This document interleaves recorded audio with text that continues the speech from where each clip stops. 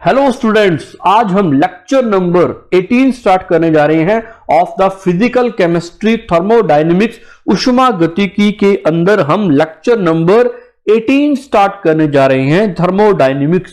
Okay, अब हम start करते हैं। आज हमारा जो टॉपिक रहेगा बच्चों, आपको ध्यान हो तो आपको मैंने प्रीवियस लेक्चर के अंदर आपको मैंने क्या करवाया था, एक टॉपिक करवाया था थर्मोडायनेमिक क्वांटिटी। बच्चों याद है क्या आपको? फटाफट बताओ। Thermodynamic quantities, thermodynamic quantities. बच्चों एक बात में मैं पहले इंफॉर्म कर दूं, जितना मैं करवाऊंगा उससे बाहर नहीं आएगा, इट्स माय गारंटी। आप लिख करके ले लो, इससे बाहर नहीं आएगा। प्लस मैं थर्मोडायनेमिक्स के दोनों नोट्स दूंगा, हिंदी मीडियम में अलग, इंग्लिश मीडियम में प्रॉपरली आपको नोट्स प्रोवाइड होंगे।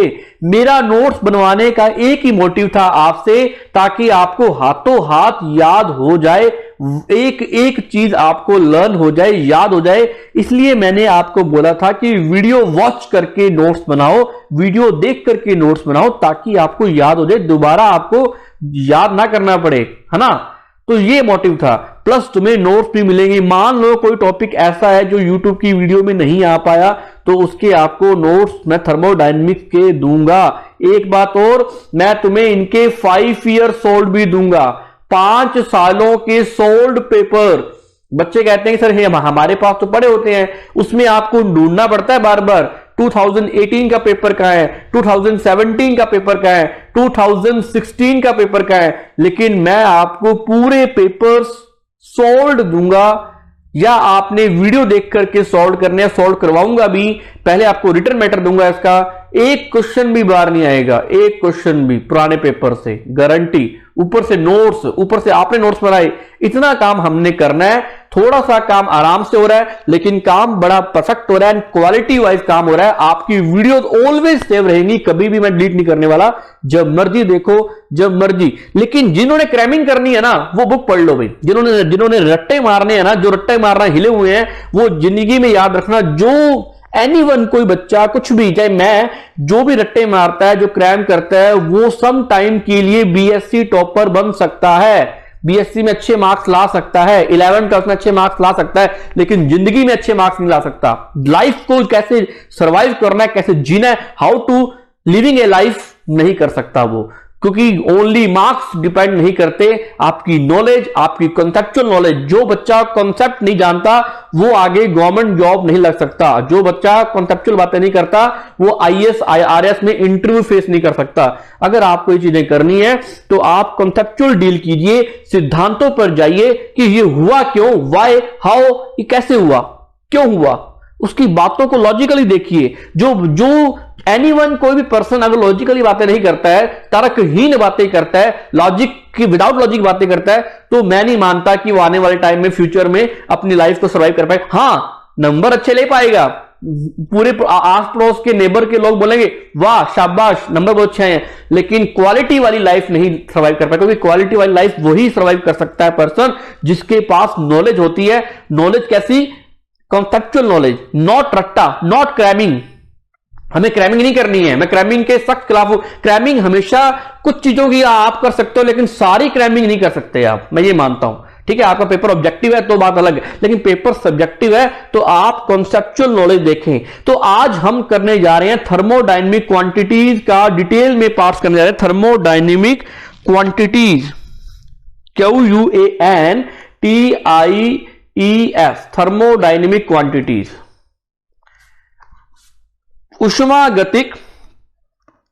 उष्मागतिक राशियां। तो बच्चों चिंता मत करना, मैं तुम्हें सारे नोट्स दूंगा, तुम चिंता करो कहीं इसमें सर नोट्स ना दें। हिंदी मीडियम अलग, इंग्लिश मीडियम, 1-2 दिन में आने वाले आपके पास नोट्स, प्रॉपरली आपको मैटर मिलेगा। आपको 5 ईयर सोल्ड भी दूंगा, कुछ नहीं बाहर आने वाला। उसके बाद अपने इलेक्ट्रोकेमिस्ट्री शुरू करेंगे, इलेक्ट्रोकेमिस्ट्री स्टार्ट करेंगे। इलेक्ट्रोकेमिस्ट्री की अपने आप में 2 यूनिटें हैं, तो इलेक्ट्रोकेमिस्ट्री के प्रॉपरली एक चीज तुम्हें मैटर मैं प्रोवाइड करवाऊंगा, बढ़िया मैटर प्रोवाइड करूंगा, बढ़िया बुक का मैटर।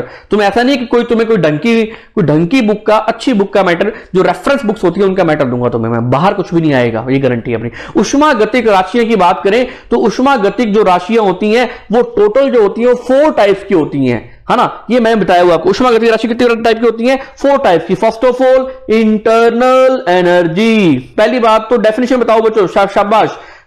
थर्मोडायनेमिक क्वांटिटी की डेफिनेशन बताओ कमेंट सेक्शन के अंदर। Second one enthalpy.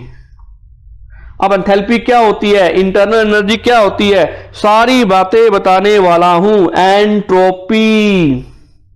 Entropy third one. And fourth one आपके सामने आती है गिव्स फ्री एनर्जी। अगर हिंदी में बात करें इसको बोलते हैं आंतरिक ऊर्जा, इसको बोलते हैं एंथैल्पी, एंट्रोपी एंड गिव्स मुक्त ऊर्जा। मुझे डेफिनेशन बताओ थर्मोडायनेमिक क्वांटिटी की वे राशियां जो उष्मागतिक चरों पर निर्भर करती है, उष्मागतिक चरों पर निर्भर करती है। Which quantities, those quantities which depend upon the thermodynamic variables are called thermodynamic quantity. जो उष्मागतिक चरों पर, उष्मागतिक चर कौन से होते हैं, प्रेशर, वॉल्यूम, टेम्परेचर, जो दाब, आयतन और तापमान पर निर्भर करती है। इनके अगर इन पे कोई इफेक्ट पड़ेगा तो उनमें फर्क पड़ेगा। ये तापमान में फर्क आएगा तो इंटरनल हो सकता है इंटरनल एनर्जी फर्क आए, एंट्रोपी पे फर्क आए। मतलब इन तीनों के बिना इन चारों को हम एक्सप्लेन नहीं कर सकते। प्रेशर, वॉल्यूम, टेम्परेचर, यानी तापमान, दाब और आयतन के बिना, इन चरों के बिना, इन वेरिएबल्स के, विदाउट वेरिएबल्स आप थर्मोडायनेमिक क्वांटिटी को एक्सप्लेन नहीं कर सकते। Today we will start the first thermodynamic quantity is known as internal energy. आंतरिक ऊर्जा की बात करते हैं। आंतरिक ऊर्जा जिसको रिप्रेजेंट किया जाता है, it is represented by U, capital U, या it is represented by in some books capital E. इसे यू से प्रदर्शित किया जाता है या ई से प्रदर्शित किया जाता है। कई बुक्स में इसको ई बोलते हैं, कई बुक्स में यू बोलते हैं, फिजिक्स में इसको यू बोलते हैं, केमिस्ट्री में इसको ई बोल देते हैं। कोई फर्क नहीं है ना, बात तो एक ही है। डेफिनेशन पढ़ते हैं। Any system the 100 kinds of the energy. कोई भी सिस्टम उसे 100 प्रकार की ऊर्जाएं मिलती है, 100 टाइप्स की एनर्जी मिलती है, but those energies are counted in internal energy of the system which can change the temperature of the system। लेकिन which कौन सी एनर्जी काउंट होएगी, all types of energy counted in internal energy। उन energies को internal energy call किया जाएगा, कहा जाएगा, जिसमें जो टेम्परेचर में चेंज के लिए रिस्पॉन्सिबल हो। It mean the summations of all kinds of energy which is responsible for change in the temperature of the system. मतलब सारी उस types of energy, all kinds of types of energy का summation, का addition of all types of energy which is responsible for change in the temperature of the system. मतलब क्या है, किसी भी तंत्र की उन 100 प्रकार की ऊर्जाएं हैं। कोई भी तंत्र है उसमें 100 प्रकार की ऊर्जाएं हैं। हमें नहीं पता किसी में काइनेटिक एनर्जी, किसी में गतिज ऊर्जा है, किसी में स्थितिज ऊर्जा है, किसी में कौन सी ऊर्जा है। उस सारी ऊर्जाओं का योग ही आंतरिक ऊर्जा कहलाती है। लेकिन शर्त यह है वो सभी प्रकार की ऊर्जाओं का योग, वो सभी प्रकार की ऊर्जाएं सिस्टम में, तंत्र में तापमान में परिवर्तन के लिए उत्तरदायी हो। बच्चों ऐसी परिभाषा आपको बुक में नहीं मिलेगी, देखना आपको बुक में सिंपल लिखा हुआ अवयवी कणों की कुल ऊर्जा आंतरिक ऊर्जा कहलाती है। क्या मतलब हुआ, जो बात को समझा ही नहीं पा रहा, बात को समझाने के लिए हमने ये बात की है कि हमने क्या समझाया कि किसी भी तंत्र की उन 100 प्रकार की ऊर्जाओं का योग जो किसी भी तंत्र में तापमान में परिवर्तन के लिए उत्तरदायी होती है, responsible for change in temperature. मेरी बात समझ में आई बच्चों, तो वो होती है internal energy. It is represented by U, E या यू, इसे रिप्रेजेंट किया जाता है। तो इंटरनल एनर्जी की कहानी क्या होती है बच्चों, सिंपल सी बात है। इंटरनल एनर्जी वो समेशन है या वो जोड़ है, summation of all types of energy, all types of energy which is responsible for change in temperature, जो टेम्परेचर में चेंज के लिए रिस्पॉन्सिबल हो। बच्चों आप भी एक सिस्टम हो, आप में बहुत प्रकार की ऊर्जाएं हैं, मैनी टाइप्स की आपके अंदर एनर्जीज हैं, है ना। आपके अंदर बहुत प्रकार की ऊर्जाएं हैं। अगर उसकी अपने बात करें,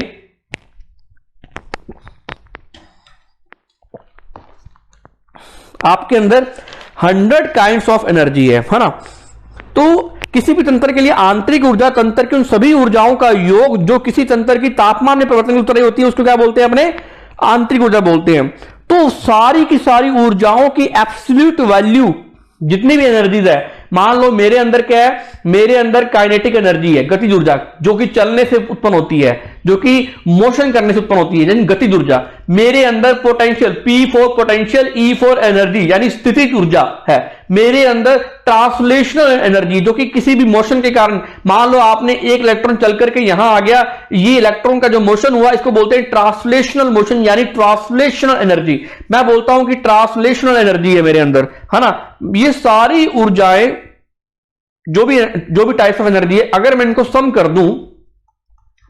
कर दूं तो जो वैल्यू आएगी वो बोलेंगे इंटरनल एनर्जी, लेकिन बशर्त ये है कि वो टेम्परेचर में चेंज के लिए रिस्पॉन्सिबल हो, तापमान में परिवर्तन के लिए रिस्पॉन्सिबल हो। लेकिन एक बात बड़ी दिक्कत आती है हमें कि हमें जैसे मान लो ई है, ई को बोलते हैं इंटरनल एनर्जी, है ना। इसकी एब्सोल्यूट वैल्यू काउंट करना थोड़ा सा मुश्किल काम होता है। एब्सोल्यूट वैल्यू यानी एग्जैक्ट वैल्यू यानी पूर्ण मान निकालना, इसका पूर्ण मान निकालना बड़ा ही मुश्किल काम होता है। हम नहीं निकाल सकते कि आप बोलो ना कि ये एक सिस्टम है, मान लो एक सिस्टम की मैं स्टडी कर रहा हूं, ये सिस्टम नंबर फर्स्ट,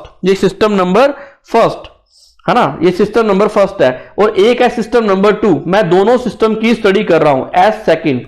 मैंने क्या किया, सिस्टम एक ही है, वो सिस्टम सेकंड में कन्वर्ट होगा। कैसे होगा मैं बताता हूं। सिस्टम एक ही है बच्चों, एक सिस्टम है कोई, ये भी सिस्टम है, मैं सिंपल सी बात है, मैं इसको नाम नहीं देता, ये दोनों सिस्टम है।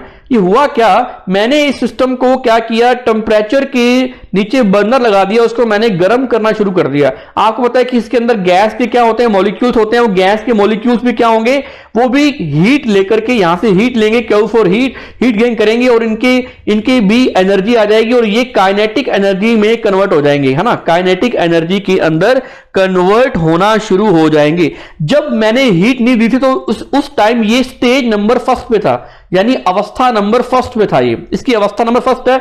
जब मैंने इसके अंदर बर्नर नहीं लगाया, मैं बर्नर नहीं लगा रहा, उस टाइम इसके अंदर कोई ना कोई इंटरनल एनर्जी, हमें नहीं पता क्या इंटरनल एनर्जी है, हमें नहीं पता। स्टेज फर्स्ट है और टेम्परेचर इसका T1 है, टेम्परेचर T1 एंड ये इसकी जो इंटरनल एनर्जी है वो E1 है ना। कुछ तो इसकी इंटरनल एनर्जी होगी ना, E1 इसकी इंटरनल एनर्जी है। सिस्टम है ये एक प्रकार का, बच्चों एक मिनट, ये एक सिस्टम है ना, एक सिस्टम है इंटरनल एनर्जी जिसकी स्टेज फर्स्ट है, टेम्परेचर T1 है और इंटरनल एनर्जी E1 है, हमें नहीं पता।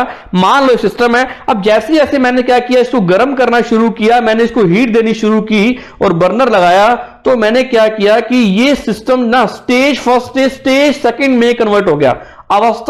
प्रथम अवस्था से द्वितीयक अवस्था में बदल गया, यानी इसकी इंटरनल एनर्जी E1 से E2 होगी, यानी इसका टेम्परेचर T1 से T2 हो गया। टेम्परेचर में चेंज आएगा तो ही इंटरनल एनर्जी है, नहीं तो इंटरनल एनर्जी नहीं है। मैंने बात बोली है अभी, है ना। तो E1 से E2, T1 से T2 टेम्परेचर में चेंज आया।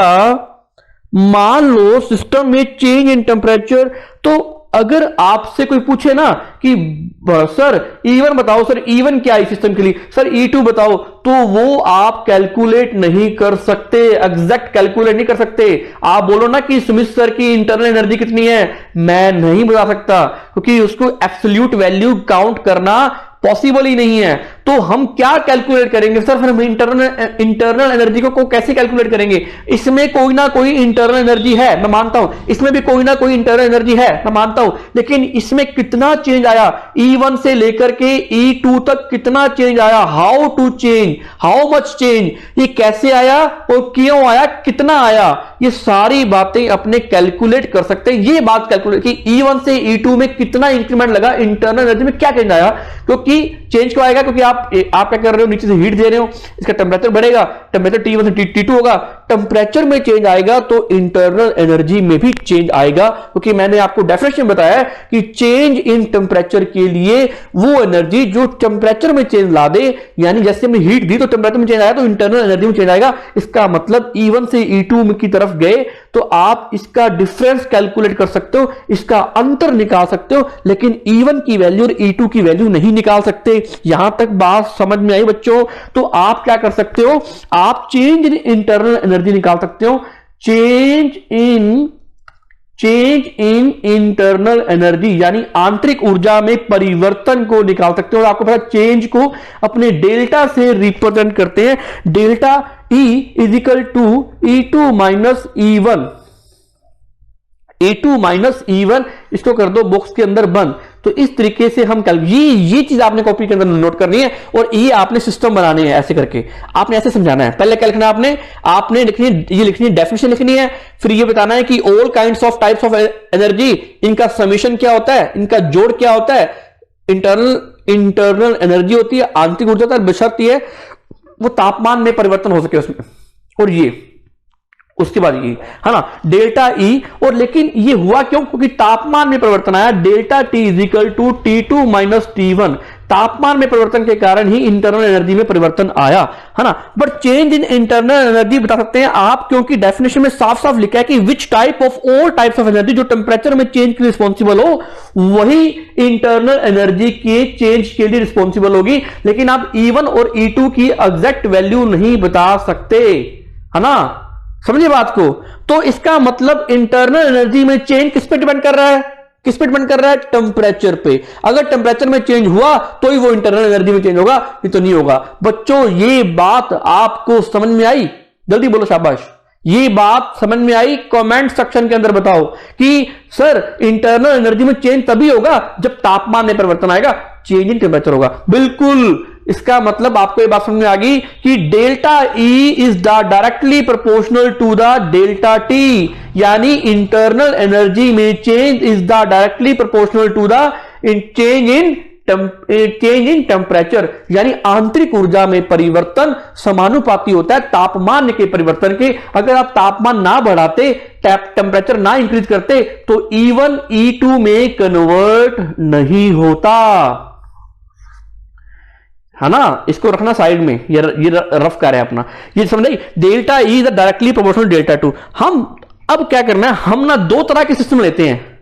हम लेते हैं केस फर्स्ट। अब हम क्या लेते हैं? Case first. यदि मैंने ऐसा सिस्टम ले लिया, मैंने क्या किया, एक सिस्टम ऐसा लिया जो कि ना सॉलिड है, for solid and liquid. First case में क्या लिया मैंने क्या ले लिया, सिस्टम के अंदर या तो सॉलिड भर लिया या मैंने गैस ना भर करके लिक्विड भर लिया। तो उस केस के लिए अगर अपने इंटरनल एनर्जी को काउंट करें तो आपको पता है सॉलिड और लिक्विड के केस में आपको पता है कि आइंस्टीन ने एक इक्वेशन दी थी कि आइंस्टीन के अकॉर्डिंग एनर्जी जो इक्वल होती है वो mc² के इक्वल होती है। यानी आइंस्टीन के अकॉर्डिंग जो है energy is the directly proportional to the mass. Mass से क्या होती है? समानुपाती होती है। हम बात कर रहे हैं इंटरनल एनर्जी कैलकुलेट कर रहे हैं for the solid and liquid के केस में। इंटरनल एनर्जी का फॉर्मूला ड्राइव कर रहे हैं for the case of solid and liquid, है ना। यानी ठोस और द्रवों के लिए हम आंतरिक ऊर्जा में परिवर्तन का अध्ययन कर रहे हैं, उसका फॉर्मूला ड्राइव कर रहे हैं, क्योंकि हमें पता लग गया कि तापमान में परिवर्तन आने से ही आंतरिक ऊर्जा में परिवर्तन आता है। इस तरीके से आप आंतरिक ऊर्जा में परिवर्तन को की गणना कर सकते हैं, change in internal energy calculate कर सकते हैं। कैसे करेंगे? आपको पता है कि E is equal to mc² होता है, यानी E जो है वो डायरेक्टली प्रोपोर्शनल होता है मास के होता है ना। यानी एनर्जी जो है वो मास की होती है। इसका मतलब चेंज इन इंटरनल एनर्जी भी क्या होगी? Directly proportional to the mass, है ना।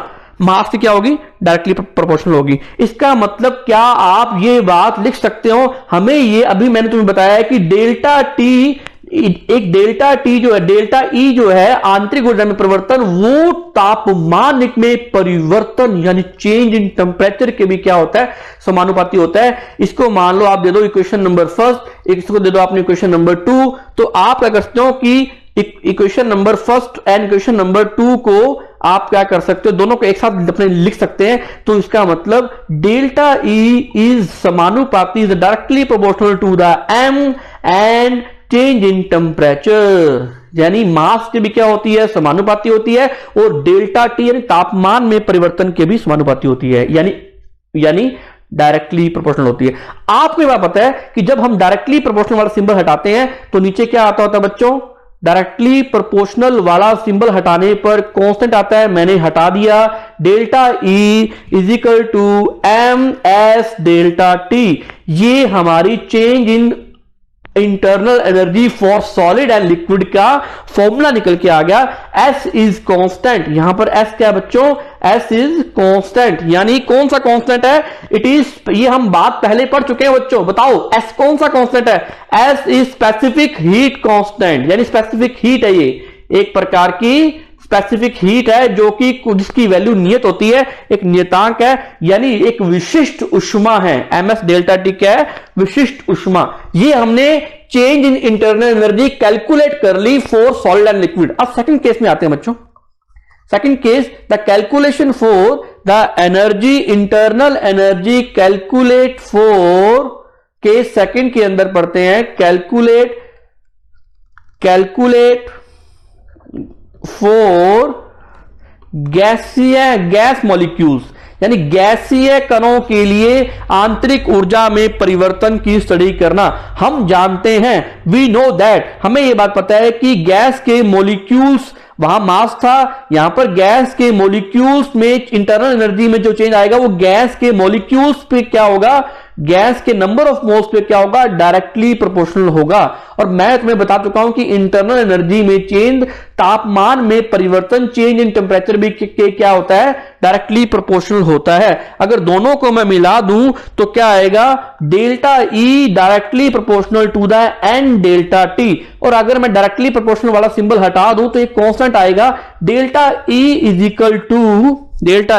Equal to NCV delta T. अब ये आ गया formula, is the change in internal energy for gases system, है ना।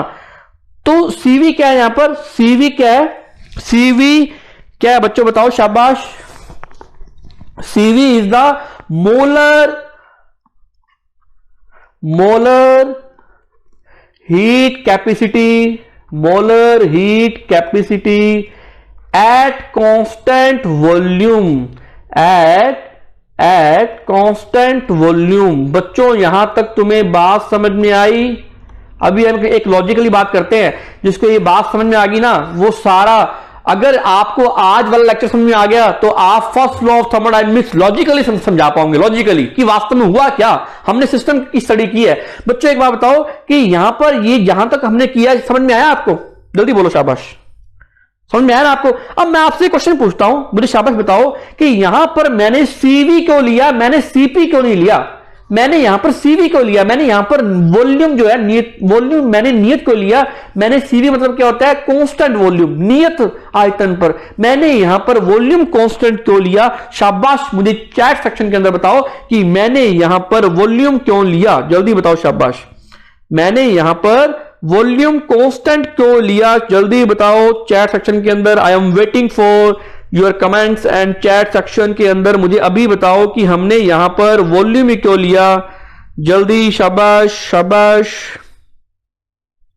बच्चों मैं बताता हूं आपको, एक सिंपल सी बात है कि मैंने क्या किया, यहां पर मैंने लिया पैक डब्बा, यानी पैक डब्बा का मतलब होता है कि जिसका वॉल्यूम कांस्टेंट है, वॉल्यूम नियत है। मैंने इसको क्या किया, गर्म करना शुरू कर दिया, कोई ना कोई इंटरनल एनर्जी है, मुझे नहीं पता इसकी इंटरनल एनर्जी क्या है, मैं मान लेता हूं E1 है। जैसे ही इसको मैंने गर्म करना शुरू किया तो मॉलिक्यूल्स में काइनेटिक एनर्जी आ गई, मॉलिक्यूल्स की तापमान बढ़ने लग गया, तापमान T1 से इसका तापमान T2 होने लग गया, इसकी इंटरनल एनर्जी E1 से E2 होने लगी। मैंने टेम्परेचर के चेंज के बिहाफ पे, मुझे पता है कि चेंज इन टेम्परेचर जो है वो डायरेक्टली प्रोपोर्शनल होता है चेंज इन इंटरनल एनर्जी के। मैंने चेंज इन टेम्परेचर यानी तापमान में परिवर्तन के हिसाब से मैंने इंटरनल एनर्जी में, आंतरिक ऊर्जा में परिवर्तन को कैलकुलेट कर लिया, मुझे कोई दिक्कत नहीं आई। और यहां पर वॉल्यूम कांस्टेंट है।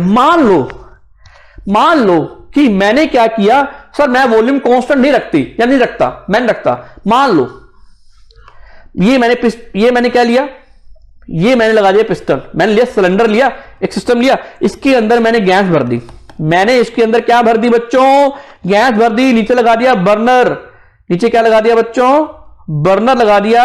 मैं कांस्टेंट वॉल्यूम नहीं करता जी, जो करना है नहीं करता मैंने लगा दिया बर्नर, मैं इसको गर्म करने लग गया। गर्म किया तो मॉलिक्यूल्स में क्या आई, काइनेटिक एनर्जी। मॉलिक्यूल का टेम्परेचर T1 से क्या हो गया, T2 हो गया। सर E1 इसकी थी आंतरिक ऊर्जा, इंटरनल एनर्जी, क्या E1 से E2 होगी, होगी बच्चों, बिल्कुल होगी। और क्या होगा, और क्या होगा, मॉलिक्यूल्स में काइनेटिक एनर्जी आ रही है, फटाफट जल्दी बताओ और क्या होगा। ये पिस्टन ऊपर की तरफ जाएगा, क्यों जाएगा, क्यों जाएगा, क्योंकि आपको पता है कि गैस प्रेशर एक्सर्ट करेगी इस पिस्टन पर, और ये पिस्टन ऊपर तरफ गया, पिस्टन ऊपर तरफ गया तो वॉल्यूम में चेंज हो गया, और केमिस्ट्री में वॉल्यूम में चेंज को क्या बोलते हैं, वर्क डन हो गया बच्चों, कार्य हो गया, कार्य। मतलब ये जो आप हीट दे रहे हो इसकी कुछ ऊर्जा तो आंतरिक ऊर्जा में, इंटरनल एनर्जी में परिवर्तन यानी चेंज के लिए रिस्पॉन्सिबल है, यानी उत्तरदायी है। यानी कुछ हीट तो आंतरिक ऊर्जा में परिवर्तन के लिए उत्तरदायी है, यानी some heat is responsible for change in internal energy, but साथ में वर्क डन भी हो रहा है। ये कुछ इसकी हीट का, इसकी एनर्जी का यूटिलाइज वर्क डन में भी हो रहा है, मतलब ये वर्क डन भी हो रहा है। इसका मतलब इंटरनल एनर्जी में चेंज के साथ साथ, यानी एनर्जी, इंटरनल एनर्जी में चेंज के साथ साथ वर्क डन भी हो रहा है। मतलब इस पूरी हीट का यूज आंतरिक ऊर्जा में परिवर्तन के साथ साथ कार्य में भी हो रहा है। क्या आप complete change in internal energy calculate कर सकते हैं क्या, जिसका वॉल्यूम कांस्टेंट ना हो, वॉल्यूम कांस्टेंट ना हो, वॉल्यूम कांस्टेंट ना हो, जल्दी बताओ फटाफट, क्या आप कैलकुलेट कर सकते हो क्या? क्यों? क्योंकि सर इंटरनल एनर्जी में चेंज के साथ साथ कंप्लीटली चेंज नहीं आया, क्योंकि कुछ तो इंटरनल एनर्जी में चेंज आया और साथ के साथ वर्क डन भी हो गया। इसका मतलब ये पूरी की पूरा जो टेम्परेचर में चेंज आया, वो जो तापमान में परिवर्तन आया, उसका कुछ यूटिलाइज, कुछ उपयोग तो कार्य में हो गया और कुछ उपयोग आंतरिक ऊर्जा में परिवर्तन में हो गया। आंतरिक ऊर्जा बच्चों पता है क्या है, आपके अंदर बहुत प्रकार की ऊर्जाएं हैं, वही आंतरिक ऊर्जा है। अगर उसमें तापमान में परिवर्तन आता है तो वो आंतरिक ऊर्जा है, नहीं तो नहीं है। उन सारी ऊर्जाओं का जोड़, उन सारी एनर्जी का समेशन। मुझे एक बात बताओ, क्या इसमें आंतरिक ऊर्जा में परिवर्तन प्योरली आप कैलकुलेट कर सकते हो कि कितना आया, how much change in internal energy? क्या आप कैलकुलेट कर सकते हो अगर वॉल्यूम कांस्टेंट ना हो तो? नहीं कर सकते, नहीं कर सकते। मेरी बात समझ में आई? ये कारण है, इसलिए हम क्या लेते हैं, पैक डब्बा लेते हैं, पैक डिब्बा लेते हैं, पैक बॉक्स लेते हैं, जिसका वॉल्यूम क्या होता है, कांस्टेंट होता है। तो एक फाइनलाइज फॉर्मूला हमारे सामने निकल के आ गया, mCV डेल्टा टी। इसलिए ये फॉर्मूला क्या है बच्चों, ये फॉर्मूला क्या है, ये फॉर्मूला क्या है बच्चों, mCV डेल्टा टी। मान लो घर में क्या हुआ, मम्मी ने बोला कि ना एक काम करो कि प्रेशर कुकर में सब्जी अपने को जल्दी बनानी है, वेजिटेबल्स। तो एग्जाम्पल दो कि बच्ची कहती सर ना आज ना सर ने हमें पढ़ाया इंटरनल एनर्जी, मैं क्या करूंगी, जो है ना प्रेशर कुकर जो होता है हमारा, उसकी क्या करूंगी, उसको मैं रखूंगी गैस के ऊपर, और ऊपर लगा दी मैंने, मान लो वो लगा दी, विसल लगा दी, है ना। मैं उसकी लग गया स्टडी करने, मैंने कहा कि विसल ऊपर से बंद कर दी। चलो भाई मम्मी मैं चेक कर रही हूं इंटरनल एनर्जी कितनी बढ़ेगी, क्योंकि ना सर ने समझाया था कि वॉल्यूम अगर कांस्टेंट हो, क्योंकि वॉल्यूम कांस्टेंट हो तभी उसकी आप इंटरनल एनर्जी में चेंज की स्टडी कर सकते हैं। मैंने वॉल्यूम कर दिया कांस्टेंट, गैस चलती रही, तापमान में परिवर्तन T1 से T2 आता रहा और E1 से E2 में चेंज होता रहा। लेकिन क्या हुआ, अंततः क्या होगा बच्चों, कुकर फट जाएगा, ब्लास्ट हो जाएगा। क्योंकि आपको पता है कि ऐसे स्टडी नहीं करनी है, समझ गए। प्रेशर कुकर में आपने जैसे स्टडी की तो आंतरिक ऊर्जा में परिवर्तन क्या आया, प्रेशर कुकर ब्लास्ट हो गया, है ना। तो ऊपर से क्या पड़ा आपको, स्लैप पड़ा, कि मम्मी से चांटा पड़ा आपको कि आपने ये क्या किया। मम्मी आज मैंने इंटरनल एनर्जी में चेंज को सीख लिया, आंतरिक ऊर्जा में परिवर्तन को सीख लिया, कि सर ने बताया था कि वॉल्यूम कांस्टेंट होना चाहिए। तो ये बातें हैं बच्चों। अब आगे आपको एक चीज और बता दूं कि ये फॉर्मूला हमारा निकल के आ गया, इस फॉर्मूला को ध्यान रखो। यहां पर CV क्या है, CV क्या है, हीट। CV का मतलब क्या है, CV का मतलब द कांस्टेंट वॉल्यूम पे, यानी कांस्टेंट वॉल्यूम पे मोलर हीट कैपेसिटी, यानी मोलर उष्माधारिता हीट कैपेसिटी पे। बच्चों एक बात समझ गई, आपने फॉर्मूला क्या निकाला, delta E is equal to mCV delta T हमने निकाल लिया, है ना, हमने निकाल लिया। आपको एक फॉर्मूला ध्यान हो, आपको मैंने फॉर्मूला करवाया था कि हीट इज इक्वल टू मैंने फॉर्मूला क्या करवाया था आपको याद हो तो, कि अगर आपको CV की वैल्यू निकालनी है, CV की याद हो तो आपने किसी भी सिस्टम में तापमान में परिवर्तन, इतने नंबर ऑफ मोल्स गैस में तापमान में परिवर्तन लाने के लिए आवश्यक ऊष्मा की मात्रा, इतने number of moles change in temperature required, the required heat is known as CV. ये मैंने करवाया था, at constant volume is molar heat capacity या मोलर ऊष्माधारिता। ये फॉर्मूला मैंने पहले करवाया हुआ आपको। तो अगर मैं यहां से वैल्यू निकालूं क्यू की, तो क्यू की वैल्यू क्या आएगी? क्यू की वैल्यू क्या आएगी? Q is equal to N C V delta T, N C V delta T. ये जो हीट दे रहा हूं वो दे रहा हूं मैं कांस्टेंट वॉल्यूम, तो क्या इसको मैं क्यू भी बोल सकता हूं? बोल सकता हूं। तो इसका मतलब क्या है कि heat given any system at constant volume। बच्चों आगे मैं जोड़ रहा हूं इसको, जो हमने पुरानी इक्वेशन की थी CV इक्वल टू, जो हमने मोलर हीट कैपेसिटी, मोलर ऊष्माधारिता का जो फॉर्मूला निकाला था।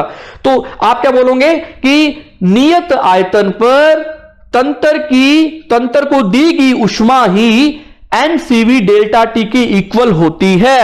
यही फॉर्मूला हमारा डेल्टा ई के केस में आया है। इसका मतलब तुम मेरी बात समझ पा रहे हो क्या कि किसी भी सिस्टम को कांस्टेंट वॉल्यूम पर, नियत आयतन पर दी गई ऊष्मा ही चेंज इन इंटरनल एनर्जी होती है। मेरी बात समझ गए क्या अब कि Q delta E is equal to, ये सारी बातें आपने शेयर करनी है, delta E is equal to Q V. मतलब डेल्टा ई की एक नई डेफिनेशन आ गई कि जब भी तुम किसी सिस्टम को कांस्टेंट वॉल्यूम पे जो भी आप हीट देते हो वो कंप्लीटली इंटरनल एनर्जी में चेंज की इक्वल होगी। कंप्लीटली एट कांस्टेंट वॉल्यूम जो भी आप हीट देते हो वो कंप्लीटली इंटरनल एनर्जी में चेंज की इक्वल होगी। मेरी बात समझ में आई बच्चों? तो फाइनलाइज फॉर्मूला क्या निकल के आ गया हमारे सामने कि Q V is equal to delta E is equal to N C V delta T. ये हमने फॉर्मूला निकल के आ गया। बच्चों बात समझ में आई आपको? जल्दी बोलो। ये हमारा इंटरनल एनर्जी का कॉन्सेप्ट खत्म हो गया। हमने दोनों केस में इंटरनल एनर्जी को कैलकुलेट किया, चेंज इन इंटरनल एनर्जी को कैलकुलेट किया in the case of solid and liquid, in the case of gas के बिहाफ पे, और द्रवों और ठोसों के लिए और गैसों के लिए हमने आंतरिक ऊर्जा में परिवर्तन को गणना कर ली है। मैंने एक ही चीज बारीकी से बताई है और यही कॉन्सेप्ट है। अगर मान लो आंतरिक ऊर्जा आ जाए तो आंतरिक ऊर्जा की आपने परिभाषा लिखनी है। बच्चों एक चीज तुम्हें और बता दूं, फटाफट चलते हैं आगे। ये देखो एक डेफिनेशन और है, इसको नोट कर लो। The sum of all types of energy, the sum of all types of energy of all types of element particles, the sum of the types of energies, all types of elemental particles present in the any system which is responsible for change in temperature is the called internal energy। किसी भी system में उपस्थित सभी प्रकार की अवयवी कणों की समस्त प्रकार की ऊर्जाओं का योग जो तापमान में परिवर्तन के लिए उत्तरदायी होती है, आंतरिक ऊर्जा कहलाती है। This is represented by capital E या यू। इसी को ई या यू से प्रदर्शित किया जाता है। सिस्टम में बहुत प्रकार की ऊर्जाएं होती हैं, potential energy, kinetic energy, thermal energy, nuclear energy, chemical energy, यानी हिंदी में बात करें स्थितिज ऊर्जा, गतिज ऊर्जा, रासायनिक ऊर्जा, परमाणु ऊर्जा, रासायनिक ऊर्जा, जो तापमान में परिवर्तन के लिए, चेंज इन टेम्परेचर के लिए रिस्पॉन्सिबल होती है। ये हमने बात की अभी तक। बच्चों समझ में आई सारी बातें आपको? जल्दी बोलो। अब कुछ बातें और नोट कर लो साथ साथ कि मान लो कि आप ये बोलते हो कि एज्यूम दैट, माना एज्यूम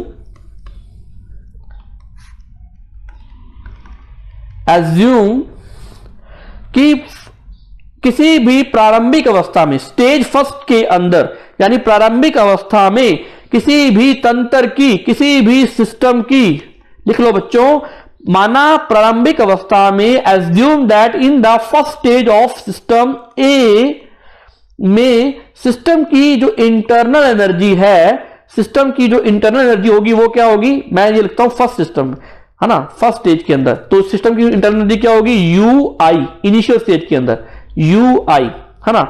और एम अंतिम अवस्था के अंदर कोई सिस्टम सेकंड है, मैं सिस्टम जो कि फेज सेकंड के अंदर है, जो कि फाइनल स्टेज के अंदर है ना, जो कि फाइनल स्टेज के अंदर है, फाइनल अंतिम स्टेज के अंदर, यानी अंतिम अवस्था में, देखो अंतिम अवस्था में सिस्टम की आंतरिक ऊर्जा, the internal energy of the system in the final state क्या होगी? यूएफ। क्या होगी बच्चों? यूएफ। अगर मुझे इसमें आंतरिक ऊर्जा में परिवर्तन निकालना है, चेंज इन एनर्जी निकालना, तो क्या आएगा? डेल्टा यू, यानी यू एफ माइनस यू आई। ये बातें आपने लिख के आनी है। मैंने ये बात समझा दिया आपको। Delta E is equal to, आप इसको ऐसे लिखते हैं U two minus U one. Sorry बच्चों, यहां यू लगा दो, अगर मैं यू लगाया तो यहां पर यू आएगा, यहां पर भी क्या आएगा? यू आएगा। बात एक ही है बच्चों, यू लगाओ चाहे ई लगाओ, बात एक ही है। तो इस तरीके से लिख के आना है आपने। उसके बाद अगर हम बात करें तो हम बात करते हैं इंटरनल एनर्जी के कैरेक्टरिस्टिक्स की। बच्चों एक बात और बता दूं, अगर आपको इंटरनल एनर्जी कैलकुलेट करनी है तो all kinds of type of energy, ई काइनेटिक एनर्जी, ई पोटेंशियल एनर्जी, है ना, ई कौन सी ई? यानी ई thermal energy plus vibrational energy, जो कंपन के कारण जो उत्पन्न होती है, वाइब्रेशनल एनर्जी, ई rotational energy, R for rotational, यानी घूर्णन के कारण, जब कोई इलेक्ट्रॉन घूर्णन करता है, कोई इलेक्ट्रॉन कंपन करता है, वाइब्रेशनल, इन सारी एनर्जी को जोड़ दो, जो आंसर आएगा वो क्या होगा? इंटरनल एनर्जी होगी। मेरी बात समझ आई आपको? चलो आगे बात करते हैं अपने। अब आगे क्या बात करते हैं? आगे जो बात करते हैं characteristics of internal energy. Heading डालो बच्चों,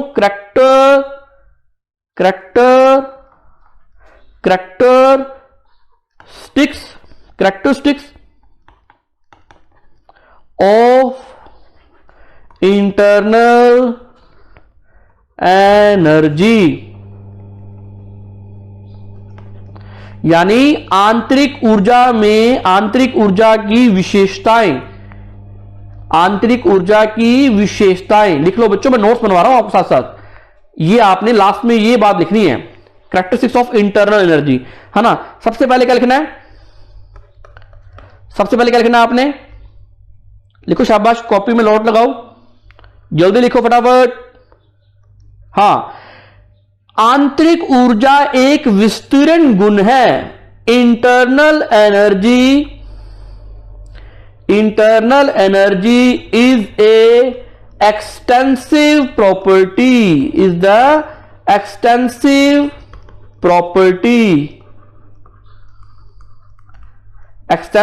प्रॉपर्टी। यह एक आंतरिक ऊर्जा एक मात्रात्मक यानी विस्तीर्ण गुण है, विस्तीर्ण गुण है। दूसरी बात, दूसरा पॉइंट, आंतरिक ऊर्जा, द इंटरनल एनर्जी, मैं बच्चों लिख रहा हूं शॉर्ट फॉर्म में, आपने लिखना पूरी फुल फॉर्म में क्योंकि पेपर सब्जेक्टिव होता है। Internal energy is a state function, it is a state function. यह एक प्रकार की, यह एक पथ फलन है। आंतरिक ऊर्जा एक पथ फलन है। क्या बच्चों? पथ फलन है। अगर थर्ड पॉइंट की बात करें